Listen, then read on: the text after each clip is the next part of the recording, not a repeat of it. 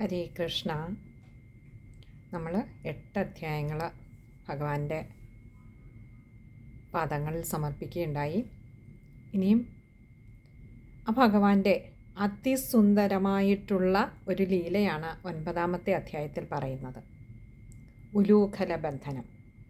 ഈ 9-ാം അധ്യായം നമ്മൾ ശ്ലോകങ്ങളിലേക്ക് കടക്കുന്നതിന് മുൻപ് പതിവ് പോലെ 9-ാമത്തെ അധ്യായത്തിൻ്റെ കഥാസാരം പറഞ്ഞിട്ട് നമുക്ക് ശ്ലോകങ്ങളിലേക്ക് കടക്കാം. അപ്പോൾ ഇന്നത്തെ സത്സംഗത്തിൽ ഉലൂഖല ബന്ധനത്തിൻ്റെ കഥ ഭാഗവതത്തിൽ എങ്ങനെയാണ് പറഞ്ഞിരിക്കുന്നത് എന്നാണ് നമ്മളൊന്ന് ചുരുക്കി പറയുന്നത്. ഒരിക്കൽ യശോദാമ്മ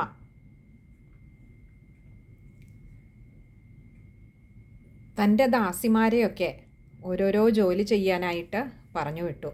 എന്നിട്ട് താൻ തന്നെ ഇന്ന് തൈര് കടഞ്ഞ് വെണ്ണയെടുത്ത് തൻ്റെ ഉണ്ണിക്ക് നൽകാം എന്ന് യശോദാമ്മ തീരുമാനിച്ചു. അതുകൊണ്ട് യശോദാമ്മ തന്നെ തൈര് കടയാനായിട്ടിരുന്നു. ആ തൈര് കടയാനിരിക്കുമ്പോഴാകട്ടെ യശോദാമ്മ എങ്ങനെയാണ് തൈര് കടയുന്നത്? അങ്ങനെ ഈ ഉണ്ണി ഇത്ര നാളും കാണിച്ച എല്ലാ വികൃതികളും, ഉണ്ണിയുടെ ഓരോ ലീലയും, ആ പിഞ്ചുപാദങ്ങൾ പൊഞ്ചിലം പണിഞ്ഞ് മുന്നോട്ട് ഓരോ അടി വെക്കുന്നത് വരെ ഓരോന്നോരോന്നായിട്ട് ആ ഓരോ അടിയും, ആ കുഞ്ഞു പാദങ്ങളുടെ ഓരോ അടിയും ആ അമ്മയുടെ ഉള്ളിലൂടെ ആനന്ദനിർഭരമായി അങ്ങനെ കടന്നു പോവുകയാണ്. അപ്പോൾ അമ്മയാകട്ടെ എങ്ങനെയാണ് തൈര് കടയുന്നതെന്ന് വെച്ചാൽ കണ്ണടച്ചിരുന്ന് ഈ ഉണ്ണിയുടെ ലീലകളൊക്കെ ഒരു പാട്ടുരൂപത്തിലാക്കി പാട്ടുപാടി അതിൻ്റെ താളത്തിൽ തൈര് കടഞ്ഞ് അങ്ങനെ ലയിച്ചിരിക്കുകയാണ്. തൻ്റെ ഉണ്ണിയുടെ ഇത്തരത്തിലുള്ള ലീലകൾ, വികൃതികൾ ഒക്കെ ഇങ്ങനെ ഓർത്തോർത്ത് ആസ്വദിച്ച് ആ അമ്മ തൈര് കടയുമ്പോൾ ആ യശോദാമ്മയുടെ മാറിൽ നിന്നും മുലപ്പാൽ ഒഴുകി ഒഴുകി യശോദാമ്മയുടെ മടിത്തട്ടിൽ വീഴുന്നുണ്ട്. അമ്മ പക്ഷേ ഒന്നും അറിഞ്ഞില്ല. ആ ഉണ്ണിയോടുള്ള ആ അമിതമായ സ്നേഹം, തൻ്റെ വികൃതിക്കുട്ടൻ്റെ കുറുമ്പുകളുടെ ഒരു ഘോഷയാത്ര, ആ ഓർമ്മകൾ അങ്ങനെ തൻ്റെ മനസ്സിനെ മഥിച്ചുകൊണ്ടിരുന്നിരുന്നു യശോദാമ്മയ്ക്ക്. അങ്ങനെ ഇരിക്കുമ്പോഴാണ് നമ്മുടെ ഉണ്ണി ഉറക്കമൊക്കെ വിട്ട് അങ്ങനെ രാവിലെ എഴുന്നേറ്റ് വരുന്നു. നേരെ അമ്മയെ തേടിയുള്ള വരവാണ്. ഇതാണല്ലോ പതിവ്, നേരെ വന്ന് അമ്മയുടെ മടിത്തട്ടിലിരുന്ന് പാല് കുടിക്കുക. പക്ഷെ ഇവിടെ യശോദാമ്മയാകട്ടെ ആ കടകോലിൽ കൈയുണ്ടെങ്കിലും മനം നിറയെ ആ ഉണ്ണിക്കണ്ണൻ്റെ വികൃതികളായിരുന്നത് കൊണ്ട് അതിലങ്ങനെ കണ്ണടച്ച് ലയിച്ച് അതിനെ ഒരു പാട്ട് രൂപത്തിലാക്കി ആ പാട്ടിൽ ആനന്ദം കണ്ടുകൊണ്ടിരുന്നുകൊണ്ട് യശോദാമ്മ അറിഞ്ഞതേയില്ല തൻ്റെ ഉണ്ണി തൻ്റെ അടുത്ത് ഉറക്കം വിട്ടു വന്നിരിക്കുന്നു എന്ന്. കുറച്ചു നേരം ആ കൃഷ്ണനുണ്ണി അങ്ങനെ അവിടെ കാത്തു നിന്നു. അമ്മ തന്നെ ഒട്ടും തന്നെയും മൈൻഡാക്കുന്നില്ല. അമ്മ അറിയുന്നുകൂടിയില്ലല്ലോ താൻ വന്നു എന്നുള്ളത്. നോക്കൂ, ആ കുഞ്ഞു കാലിലെ പൊഞ്ചിലമ്പിൻ്റെ ശബ്ദം പോലും ആ അമ്മയെ ഭഗവാന്റെ, തൻ്റെ ഉണ്ണിയുടെ സ്മരണകളിൽ, ആ കുറുമ്പിൻ്റെ സ്മരണകളാകുന്ന മുത്തുമാലകളിൽ അങ്ങനെ ആ അമ്മ തളഞ്ഞു കിടന്നപ്പോൾ ആ പൊഞ്ചിലമ്പിൻ്റെ കാലൊച്ച പോലും അമ്മയെ ഉണർത്താൻ പര്യാപ്തമായില്ല. നോക്കൂ, എത്രമാത്രം ഉള്ളിൽ ആ അമ്മയ്ക്ക് തൻ്റെ ഉണ്ണി അങ്ങനെ നിറഞ്ഞു നിൽക്കുന്നുവെന്ന്. ആ ഓരോ ലീലയും, ഭഗവാന്റെ ഓരോരോ ബാലലീലകളും ആ അമ്മയെ വല്ലാതെ ഭ്രമിപ്പിച്ചിരിക്കുന്നു, വല്ലാതെ ആനന്ദിപ്പിക്കുന്നു ഓരോ നിമിഷവും. അതുകൊണ്ട് ഈ ഉണ്ണി വിചാരിച്ചു, എത്ര നേരമായി ഞാനിങ്ങനെ നിൽക്കുന്നു, എന്നാൽ പിന്നെ അമ്മയൊന്ന് അറിയിക്കണമല്ലോ ഞാൻ വന്നു എന്ന്. നേരെ കയറി ആ കടകോലിൽ കയറി ഒരു പിടി അങ്ങോട്ട് പിടിച്ചു. ഒരു കുഞ്ഞ് കൈ പിടിച്ചാൽ അമ്മ യശോദാമ്മ നല്ല ആരോഗ്യമുള്ള ഒരു സ്ത്രീരത്നമായിട്ടാണ് ചിത്രീകരിച്ചിട്ടുള്ളത്.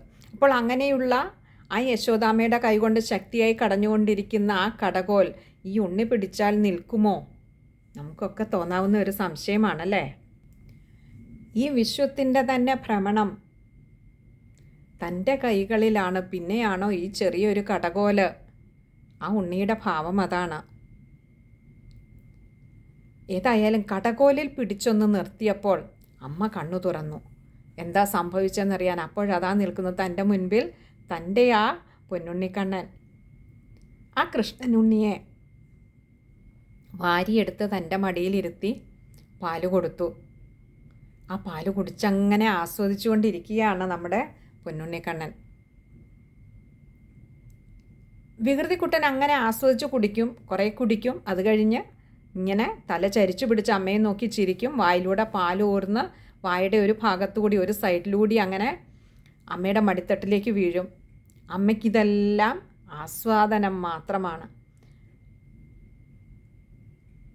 പാല് കുടിക്കുന്നിടത്ത് പോലും തൻ്റെ വികൃതിക്കുട്ടൻ കാട്ടുന്ന വികൃതികൾ അമ്മയെ അങ്ങനെ ആനന്ദിപ്പിച്ചുകൊണ്ടിരിക്കുകയാണ്.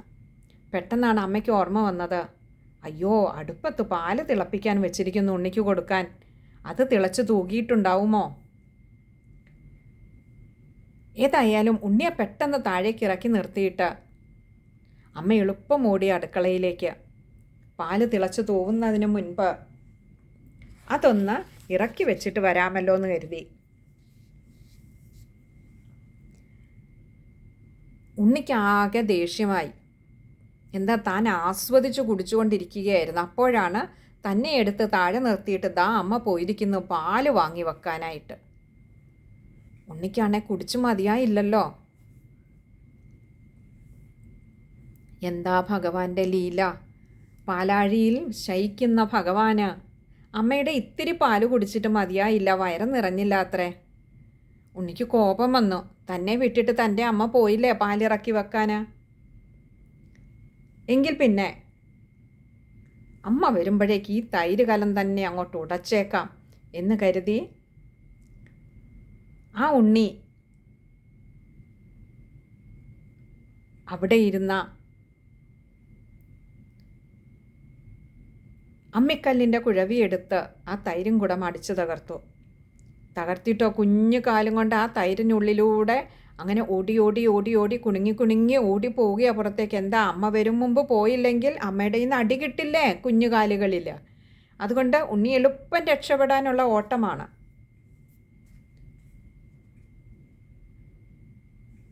ഉണ്ണി അങ്ങനെ ഓടിക്കഴിഞ്ഞപ്പോഴുണ്ട് ദാ അമ്മയുടെ വരവ്. യശോദാമ്മ പാലും കലവും ഒക്കെ വാങ്ങി വെച്ചിട്ട് ദാ വരികയാണ്. യശോദാമ്മ വന്നപ്പോൾ എന്താ കാണുന്നത്? അവിടെ ഉടഞ്ഞു കിടക്കുന്ന തൈരുങ്കലം, അമ്മിക്കല്ലിൻ്റെ കുഴവിയുണ്ട് അവിടെ. പിന്നെയോ തൈരങ്ങനെ ആ മുറിയാകെ വ്യാപിക്കുന്നുണ്ട്. ഉണ്ണിക്കണ്ണനാകട്ടെ ഈ കുഞ്ഞിക്കാലും കൊണ്ട് അങ്ങോട്ടോടി ഇങ്ങോട്ടോടി അങ്ങോട്ടോടി ഇങ്ങോട്ടോടി ഇങ്ങനെ പല ദിക്കുകളിലേക്ക് ഓടിയതുകൊണ്ട് ഇപ്പം തൻ്റെ ഉണ്ണി ഇപ്പം എങ്ങോട്ടേക്കാണ് പോയതെന്നൊരു നിശ്ചയമില്ലാതെ ഇരിക്കുകയാണ് യശോദാമ്മ.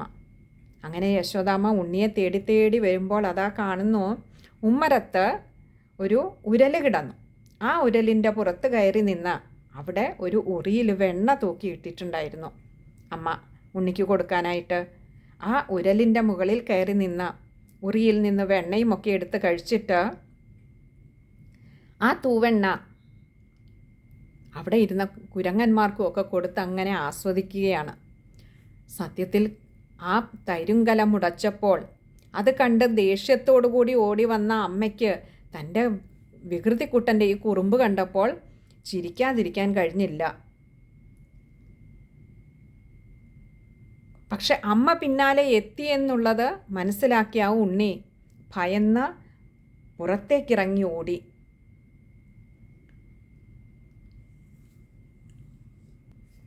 യശോദാമ്മ പിന്നാലെയും പോയി. യശോദാമ്മയ്ക്കാകട്ടെ നല്ല വണ്ണമൊക്കെയുള്ള ശരീരപ്രകൃതമാണ്. യശോദാമ്മയ്ക്ക് ഉണ്ണി ഓടുന്നത് പോലെ കുടുകുടുകുടുകുടാന്ന് വേഗത്തിൽ ഓടാനും വയ്യ. ഉണ്ണി എന്താ ചെയ്തത്? ഉണ്ണി ആ പശുക്കളുടെ 4 കാലിൻ്റെ ഇടയ്ക്ക് കൂടി അപ്പുറത്തേക്ക് പോകും. യശോദാമ്മ ഇവിടുന്ന് ഓടി അപ്പുറത്ത് വരുമ്പോഴേക്ക് അവിടുന്ന് ഇങ്ങോട്ടേക്ക് പോരും. അതേ 4 കാലുകൾക്കിടയിലൂടെ ഇപ്പുറത്തേക്ക് വരും. അങ്ങനെ യശോദാമ്മ പിന്നാലെയും ഉണ്ണി മുൻപിലുമായിട്ട് അങ്ങനെ ആ ഓട്ടമത്സരം ആ ഗോകുലത്തിൻ്റെ തിരുമുറ്റത്താകെ അങ്ങനെ നടന്നുകൊണ്ടിരിക്കുകയാണ്. യശോദാമ്മയ്ക്ക് ഉണ്ണിയെ പിടിക്കണം. ഉണ്ണിയാകട്ടെ പിടി കൊടുക്കുകയുമില്ല. മഹായോഗീശ്വരന്മാർക്കു പോലും പിടികൊടുക്കാത്തതാണ് ഭഗവാൻ. അങ്ങനെയുള്ള ആ ഭഗവാന്റെ പിന്നാലെയാണ് ഇപ്പോൾ യശോദാമ്മ പിടിക്കാനായിട്ട് പോകുന്നത്. ആ യശോദാമ്മയുടെ ഈ ഉണ്ണിയുടെ വികൃതി കൊണ്ട് ധൃതിയിൽ അങ്ങോട്ടേക്കും ഇങ്ങോട്ടേക്കും ഓടിക്കൊണ്ടിരിക്കുമ്പോൾ യശോദാമ്മ പിന്നാലെ ഓടുകയാ. അവിടെ യശോദാമ്മയുടെ തലയിൽ രാവിലെ ചൂടിയ പൂക്കളൊക്കെ ഉണ്ടായിരുന്നു. അതൊക്കെ ഉതിർന്ന് താഴെ വീണു. അതൊരു പക്ഷേ ആ പൂക്കൾക്ക് തോന്നിയിട്ടുണ്ടാവാം, ഈ ഉണ്ണിയെ പിടിക്കുവാൻ ഓടുന്ന, ഉണ്ണിയുടെ വികൃതികൾ കാണുവാനുള്ള ഭാഗ്യം സിദ്ധിച്ച ഈ യശോദാമ്മയുടെ പാദങ്ങളിൽ സ്വയം അർച്ചിച്ചേക്കാമെന്ന് തോന്നിയിട്ടോ എന്നറിയില്ല. അത് ഊർന്ന് യശോദാമ്മയുടെ പാദങ്ങളിൽ വീണു. യശോദാമ്മ വീണ്ടും ഓട്ടം തന്നെ ഓട്ടം. അങ്ങനെ കുറേ ഓടിക്കഴിഞ്ഞപ്പോൾ യശോദാമ്മ ക്ഷീണിതയാകാൻ തുടങ്ങി. ഇത് കണ്ടപ്പോൾ ഉണ്ണിക്കൊരു സങ്കടമായി. ഇനി തൻ്റെ അമ്മയ്ക്ക് നിന്നു കൊടുത്തേക്കാൻ തന്നെ പിടിക്കാൻ. പാവമല്ലേ എന്ന് തോന്നിയിട്ടുണ്ടാവാം. ഉണ്ണിയൊന്ന് വേഗം കുറച്ചു. യശോദാമ്മ എളുപ്പം ആ ഉണ്ണിയുടെ പൂമേനിയിൽ കയറി അങ്ങോട്ട് പിടിച്ചിട്ടോ അവിടെ കിടന്ന ഒരു കുഞ്ഞു വടി അങ്ങോട്ട് എടുത്ത് ഉണ്ണിയാണെങ്കിലോ പേടിച്ചിട്ടെന്നോണം കണ്ണുനീരൊലിപ്പിച്ച് കണ്ണൊക്കെ തിരുമ്മി അങ്ങനെ ആ തലേന്ന് അമ്മ ഇട്ടുകൊടുത്ത കൺമഷിയൊക്കെ അങ്ങനെ മുഖമാകെ പടർന്നു. ആർക്ക് കണ്ടാലും ആ ഉണ്ണിയുടെ ദയനീയാവസ്ഥ കണ്ടാൽ സങ്കടം തോന്നും. പാവം ഉണ്ണിയെന്നേ തോന്നും. യശോദാമ്മ വിട്ടില്ല. പക്ഷെ അങ്ങനെ പിടിച്ചുകൊണ്ടുവന്ന് അവിടെ ആ ഉമ്മറത്ത് കിടന്ന ഒരു ഉരലിന്മേൽ കെട്ടിയിടാനുള്ള ഭാവമായി.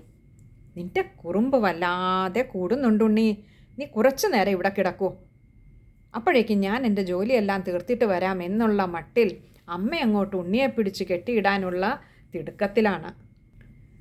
അങ്ങനെ അവിടെ കിടന്ന ഒരു ചെറിയ കയറിൻ്റെ കഷ്ണമെടുത്ത് ആ ഉരലിന്മേൽ ഉണ്ണി അങ്ങോട്ട് കെട്ടാൻ തുടങ്ങി. കെട്ടാൻ നോക്കിയപ്പോൾ ഒരു 2 വിരൽ നീളം കുറവുണ്ട്. യശോദാമ്മ അകത്ത് പോയി വീണ്ടും വേറെ കുറച്ചുകൂടി നീളമുള്ള കയറെടുത്തുകൊണ്ട് വന്ന് കെട്ടാൻ നോക്കി. അപ്പോഴും 2 വിരൽ നീളം കുറവ്. ഒടുവിൽ അത് കൂട്ടിക്കെട്ടിയിട്ട് ആ 2 കയറുകൾ കൂട്ടിക്കെട്ടിയിട്ട് വീണ്ടും ഉണ്ണിയെ ആ ഉരലിന്മേൽ ബന്ധിക്കാൻ നോക്കി. പക്ഷെ അപ്പോഴും 2 വിരൽ നീളം കുറവ്. ഇതൊക്കെ കണ്ടുകൊണ്ട് നിന്ന മറ്റു ഗോപസ്ത്രീകൾ അവർക്ക് ചിരി അടക്കാനായില്ല. പക്ഷേ അവർക്കും ഒരല്പം ആഗ്രഹമുണ്ട്, ഈ ഉണ്ണിയെ കുറച്ചു നേരം ഒന്ന് പിടിച്ച് കെട്ടിയിട്ടാൽ തങ്ങളുടെയൊക്കെ വീടുകളിൽ വന്ന് കാട്ടുന്ന ചെറിയ ചെറിയ മോഷണങ്ങളും കുറുമ്പുകളുമൊക്കെ കുറച്ച് നേരത്തേക്കൊന്ന് അടങ്ങുമല്ലോ എന്ന് കരുതി അവരൊക്കെ അവരുടെ വീടുകളിൽ നിന്നും കയറെടുത്തുകൊണ്ട് കൊടുത്തു. പക്ഷെ അപ്പോഴും കെട്ടാൻ നോക്കുമ്പോൾ 2 വിരൽ നീളം കുറവ്. ഒടുവിൽ ഈ അമ്മയും മറ്റു ഗോപസ്ത്രീകളുമൊക്കെ തളർന്നു. തന്നെ ബന്ധിക്കാനാവുന്നില്ലല്ലോ എന്നുള്ള ആകുല ചിന്തയാൽ അവരാകെ വിഷമിച്ച് നിൽക്കുമ്പോൾ ഉണ്ണി വീണ്ടും ആ ഭഗവാൻ വീണ്ടും കാരുണ്യം ചൊരിഞ്ഞു. ഒന്ന് ബന്ധിതനാകാൻ നിന്നുകൊടുത്തു. അമ്മ ആ ഉരലിൽ ബന്ധിച്ചു. സ്നേഹമാകുന്ന പാശം കൊണ്ട് ആ യശോദാമ്മ തൻ്റെ ഉണ്ണിയെ ആ ഉരലിൽ ബന്ധിച്ചു. ഉണ്ണി അവിടെ കിടക്കട്ടെ. അങ്ങനെ യശോദാമ്മ തിരിഞ്ഞ് തൻ്റെ ഗൃഹത്തിനുള്ളിലേക്ക്, ശരി അല്പസമയം ഇവനിവിടെ അടങ്ങിക്കിടക്കട്ടെ, ആ നേരത്തിന് ഞാൻ എൻ്റെ ജോലികൾ തീർക്കാമെന്ന ഭാവത്തിൽ അമ്മ ഗൃഹത്തിനുള്ളിലേക്ക് കയറിപ്പോയി. മറ്റു ഗോപസ്ത്രീകളും അവരവരുടെ വീടുകളിലേക്ക് പോയി. ഇനി കുറച്ചു നേരത്തേക്ക് ഇവൻ വീട്ടിൽ വരില്ലല്ലോ കുറുമ്പ് കാട്ടാൻ, മോഷ്ടിക്കാൻ എന്നൊക്കെ അവരും ധരിച്ചു. അങ്ങനെ അമ്മയും ആ യശോദാമ്മയും ഗോപസ്ത്രീകളും ഒക്കെ താന്താങ്ങളുടെ വീടുകളിലേക്ക് പോയി കഴിഞ്ഞപ്പോഴാണ് ഈ ഉണ്ണിക്കൊരു മോഹം ഉണ്ടായി. ഈ ഉരലിനുള്ളിൽ താൻ മുമ്പെടുത്ത ഉമ്മറത്തു നിന്നും എടുത്ത ആ വെണ്ണ അല്പം ഇരിപ്പുണ്ടല്ലോ, അത് കഴിക്കാം. അവിടെ നിന്ന് അങ്ങനെ വെണ്ണയൊക്കെ ആസ്വദിച്ച് കഴിച്ചുകൊണ്ടിരിക്കുമ്പോഴാണ് ഉണ്ണി കാണുന്നത് തന്നെ ബന്ധിച്ചിരിക്കുന്ന ആ ഉരലിൻ്റെ മുമ്പിലായി ഒരു വൃക്ഷം 2 ശാഖകളായി പോയിരിക്കുന്നു. അതിൻ്റെ ഇടയ്ക്ക് കുറച്ച് വിടവുണ്ട് താനും. എന്നാൽ ശരി, ഇത് വലിച്ചുകൊണ്ട് അതിൻ്റെ ഇടയ്ക്ക് കൂടി ഒന്ന് പോയേക്കാം. ആ കുറുമ്പന് എന്ത് കണ്ടാലും കുറുമ്പിൻ്റെ രീതിയാണ് ചിന്തയിൽ വരിക. വികൃതിക്കുട്ടന് ആ ഉരലും വലിച്ചുകൊണ്ട് അങ്ങനെ ആ മരത്തിൻ്റെ അടുത്തേക്ക് പതുക്കെ നീങ്ങാൻ തുടങ്ങി. ഇപ്പോൾ വെണ്ണയൊക്കെയുണ്ട്, വയറൊക്കെ അത്യാവശ്യം ഒന്ന് നിറഞ്ഞു. ആ ഉണ്ണിവയറും കൊണ്ട്, ഉണ്ണിവയറിലാണ് ഇപ്പോൾ ഈ ഉരല് ബന്ധിച്ചിരിക്കുന്നത്. അങ്ങനെ ആ ഉണ്ണിവയറും കൊണ്ട് ഉരലും വലിച്ചുകൊണ്ട് ഉണ്ണി അതാ മുന്നോട്ടേക്ക് പോയി. അങ്ങനെ ഈ മനോഹരമായ ഉലൂഖല ബന്ധനം എന്ന ലീലയുടെ ഈ ഒരു ഭാഗം വരെയാണ് വ്യാസഭഗവാൻ പറഞ്ഞ് ഈ ഒരു 9-ാമത്തെ അധ്യായം നിർത്തിയിരിക്കുന്നത്. ഉലൂഖല ബന്ധനത്തിൻ്റെ ബാക്കി ഭാഗം 10-ാമത്തെ അധ്യായത്തിൽ തുടർച്ചയായി പറയുന്നുണ്ട്. അപ്പോൾ 10-ാമത്തെ അധ്യായം വരുമ്പോൾ നമുക്ക് ആ കഥയുടെ ബാക്കി അവിടെ കാണാം. ഇവിടെ 9-ാമത്തെ അധ്യായത്തിൻ്റെ സാരമാണ് നമ്മൾ ഇത്രയും നേരം നോക്കിയത്. ഭഗവാന്റെ ബാലലീലകളിലെ ഒരു പക്ഷേ ഏറ്റവും സുന്ദരമായ ഒരു ലീലയാണ് ഉലൂഖല ബന്ധനം. കാരണം ആ ഭഗവാനെ ഉരലിൽ ബന്ധിക്കുമ്പോൾ ആ സമയത്തേക്ക് അവിടേക്ക് വന്ന കുന്തിദേവി കണ്ട ഒരു മനോഹരമായ കാഴ്ച പിന്നീട് കുന്തിദേവി പറയുന്നുണ്ട്. അതായത് ഉരലിൽ കെട്ടാനായിട്ട് ഈ പൊന്നുണ്ണിയെ പിടിച്ചങ്ങോട്ട് ബന്ധിക്കാൻ തുടങ്ങുമ്പോൾ ഉണ്ണി അങ്ങനെ പേടിച്ചരണ്ട് ഭയന്ന് വിറച്ച് ആ യശോദാമ്മയുടെ മുൻപിൽ നിൽക്കുന്ന ഒരു കാഴ്ച, കണ്ണുകളിലെ ദൈന്യത. കുന്തിദേവിക്ക് അത് ഓർക്കുമ്പോൾ അത്ഭുതമൂറും. കാരണം ഈ ഭഗവാനെ ഭയന്നിട്ടാണ് ഭയം പോലും മാറി നിൽക്കുന്നത്. അങ്ങനെയുള്ള ഭഗവാന്റെ കണ്ണുകളിൽ ഭയം വരികയെ എന്തൊരു നല്ല നാട്യമാണ് എന്ന് പിന്നീടൊരു വേള കുന്തിദേവി പറയുന്നുണ്ട്. അങ്ങനെ അതിസുന്ദരമായ ഒരു ബാലലീലയാണ് ഈ 9-ാമത്തെ അധ്യായത്തിൽ 9ഉം 10ഉം അധ്യായങ്ങളിലായിട്ട് വർണ്ണിച്ചു പോകുന്നത്. ഏതായാലും 9-ാമത്തെ അധ്യായത്തിൻ്റെ കഥാസാരം ഭഗവാൻ പറയിപ്പിച്ചത് ആ വികൃതിക്കുട്ടൻ്റെ പൊന്നുപാദങ്ങളിൽ തന്നെ സമർപ്പിച്ചുകൊണ്ട് ആ തൃപ്പാദങ്ങളിൽ വീണു നമിച്ചുകൊണ്ട് സർവത്ര ഗോവിന്ദനാമ സങ്കീർത്തനം ഗോവിന്ദ ഗോവിന്ദ. നമുക്ക് അടുത്ത സത്സംഗം മുതൽ 9-ാമത്തെ അധ്യായത്തിൻ്റെ ശ്ലോകങ്ങളിലേക്ക് കടക്കാം. ഹരേ കൃഷ്ണ.